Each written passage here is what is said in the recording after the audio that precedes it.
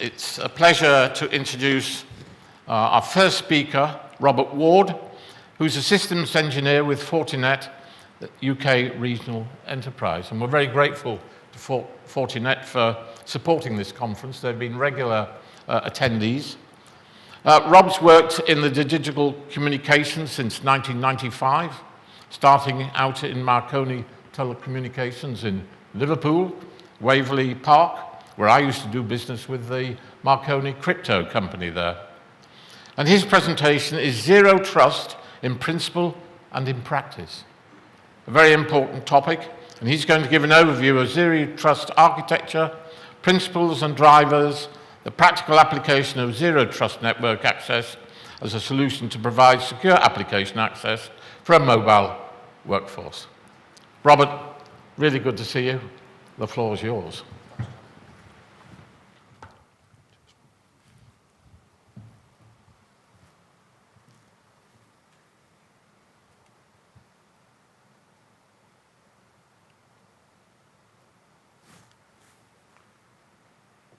Guys, can we swap over to my slides, please?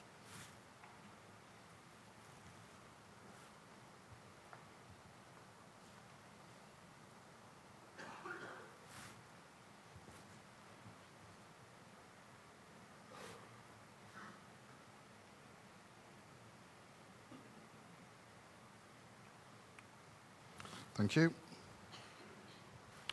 So, good morning, everyone. My name's Rob Ward. I'm one of the systems engineers on the regional enterprise team at Fortinet, and I'm going to talk today about Zero Trust in principle and practice. So, I'm going to talk a little bit about the core principles of Zero Trust, but let's start looking at why we need Zero Trust. The old perimeter was straightforward and designed to protect against threats from outside of the network. Inside was considered to be trusted, so provided a bit of a soft underbelly, and that could be exploited. The edge of the network was hardened for protection, but provided little visibility inside the network, and the traditional network perimeter is changing.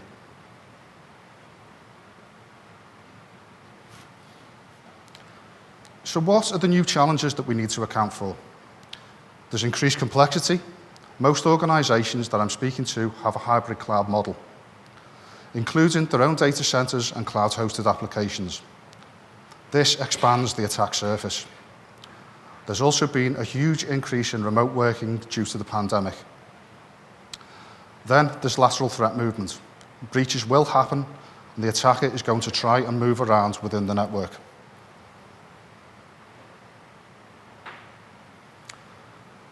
Enterprise access trends are leading to a new approach. Gartner expects to see a 60% increase in the use of MFA by 2024. By the end of last year, Global Workplace Analytics saw a 26% increase in remote working due to the pandemic. By 2025, Gartner predict there will be 12 billion IoT devices connected to our networks. And they're also seeing an increase in hybrid cloud use by their clients. So Zero Trust is not a solution. It's a set of guiding principles. Access to applications should be based on the least privilege principle. Never trust, always verify. Assume breach and evaluate trust on a per transaction basis. Continually verify the identity of the user, the device, and its security posture. Zero Trust can be traced back to basic network segmentation. But if you look at Forrester's perspective, it's using automation and orchestration along with visibility and analytics across people, devices, networks, and workloads to secure the underlying data.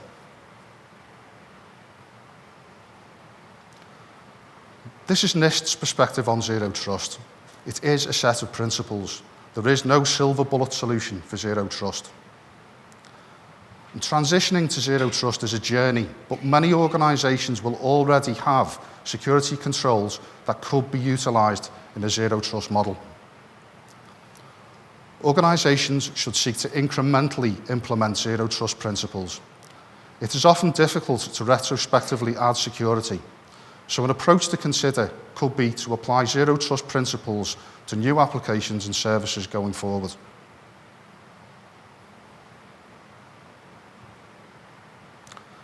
So what are the considerations for implementing zero trust? And firstly, there's user verification. A single user ID, consolidated centralized authentication when you have multiple IDPs in a hybrid cloud. Always authenticate and use strong authentication. Leverage single sign-on to improve the user experience. Then there's device verification. Visibility of all devices is really important, as is a secure method of identifying devices such as certificate authentication. Both user ID and device IDs should be part of the access policies. Last but not least, use the appropriate security standards and tools to secure devices so that they have a strong security posture. Posture checking should also be part of the access policy. Checks could include but not be limited to vulnerabilities, the status of endpoint protection, and other security tools. Continuous posture checks should be performed and access controls automated based on this.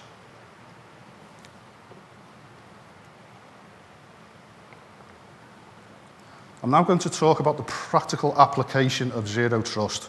So that's zero trust network access, or ZTNA. So what is ZTNA? So ZTNA is Fortinet's solution to applying zero trust principles at the network layer. Just to recap on the principles, there's user and device verification, posture checking, and least privilege access. The increase in remote working is making us reassess remote access. Traditional VPN is being replaced by new technologies like ZTNA and CASB. Businesses want to enable employees to work from anywhere and have a consistent user experience regardless of where applications are located. So the pandemic led to a 26% increase in remote working. So what did the hackers do? They stepped up attacks on VPNs and home networks. Security products have vulnerabilities too. Can we have a quick show of hands, please? Who has a VPN that provides full access into the network? Okay. Can you keep your hands up, please, if you also use personal webmail on a work device? Yeah? So, ransomware is using VPN as an attack vector now.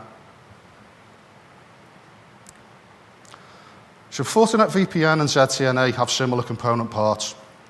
Traditionally, VPN does a posture check on connect, if at all, and provides fairly open access to the network.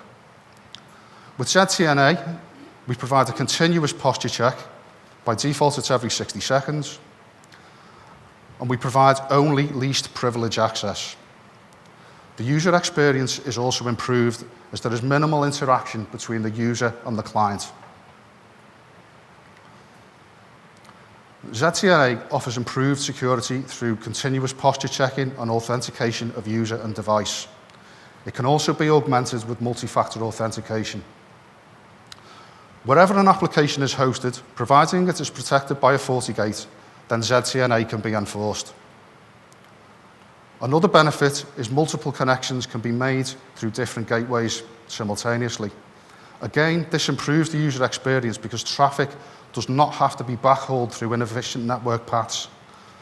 And users don't have to disconnect and reconnect to another gateway to access an application that's hosted in a different location, as they would with traditional VPN. This slide shows what a ZTNA deployment could look like, with FortiGates providing access control to the applications. There are three key constructs to ZTNA: the FortiGate Next Generation Firewall, FortiClient EMS, which is the management platform for FortiClient, and the FortiClient itself, which sits on the endpoint. The FortiGate provides the application proxy for remote connections and has the ability to apply firewall rules based on identity and the security posture of the endpoint. This comes from EMS, which is where the policy relating to posture checks is configured. The security policy the security posture itself comes from the telemetry connection between EMS and the client. So how does it work? Well, firstly, the clients report their compliance status to EMS. EMS then tags the compliant clients and feeds this information through to the FortiGates via telemetry. The tags can then be referenced by the FortiGates in the access policy, and compliant clients can then access the protected applications. ZTNA delivers a consistent user experience on and off the network to enable work from anywhere. Off-network connections are via an encrypted tunnel, but this is transparent to the user. Applications can be hosted anywhere behind a FortiGate, single sign-on is supported, and MFA can be enabled where required. So what are the benefits of ZTNA? ZTNA is an enabler for borderless networks and cloud adoption. It helps to reduce the attack surface and the lateral spread of malware through the network. And it also provides an improved user experience. If anyone has any questions or would like to see a demonstration of ZTNA, please come and see me at the Fortinet stand. This concludes my presentation. Thank you for your time.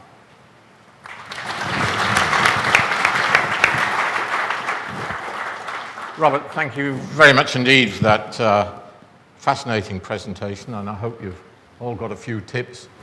Go and visit the Fortinet stand. It's the first one on the left as you leave the room.